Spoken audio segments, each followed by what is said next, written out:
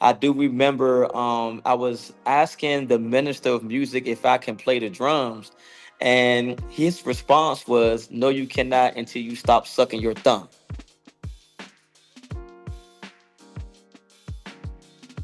I remember sitting in my mom's lap, and she gave me these two sticks, and at the time I didn't know what they were. I just know they felt like drumsticks, as I always see the sticks. And I began to use those clothespins, and I get to banging on her lap. And as I got older and I grew up in the church and began to play, I got my first check when I was 9 years old. And that check was $200 for a 9 year old. Yep, every Sunday. And I knew after that I wanted to be a musician. When you're a professional musician, the number one thing they really care about is time. It's not about pay. It's not about any of that stuff. It's time. So being on time was the number one thing. Coming in, just being professional, learning how to talk to people, because when you're on the road, people have to like you. They have to take a liking to you in order to work with you. So creating the next generation of creative means helping students realize they they don't have to just consume music. In a sense, they can create it. And so in my classroom, it looks like giving the students like real tools, like opportunities and experiments with like sound, rhythm, hands-on experience. What is quarter notes? What are drums? What are bass drums?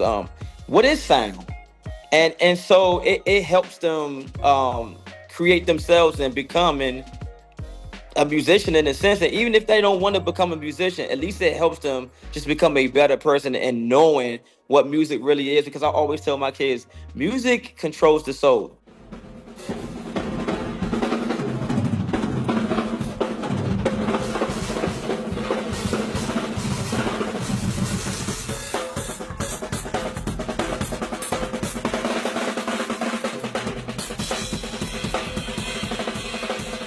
We didn't think we was gonna win. And then once they called the name, Future and Aura, we won. And that experience alone has really shaped me as a person to really, even in myself at this age, to believe in myself even more. That, I won't stop at anything. Don't ever let nobody tell you you can't be who you can be. Don't ever let nobody tell you what you can't do. And that's one of the things that I can, one of my students can take away, or all my students can take away. Hey, just be yourself. When they walk into my class, I want them to feel safe. Because at the end of the day, once we can make the kids feel safe, then they will have every opportunity to learn whatever that is to learn. What I found out is that most kids want to be like their favorite artists. And so when we give them that time to be like their favorite artist, like go inside the studio, play the drums, get acquainted with music, it changes their life. They're like, oh, I can spend my time doing this instead of doing other things. It gives them a leeway to do positive things. And then as they become positive, they begin to spread that positivity. And that begins to be a blessing to somebody else. I always tell them, I said, you do know you are here to be a blessing to somebody else and inspire the next generation of creators.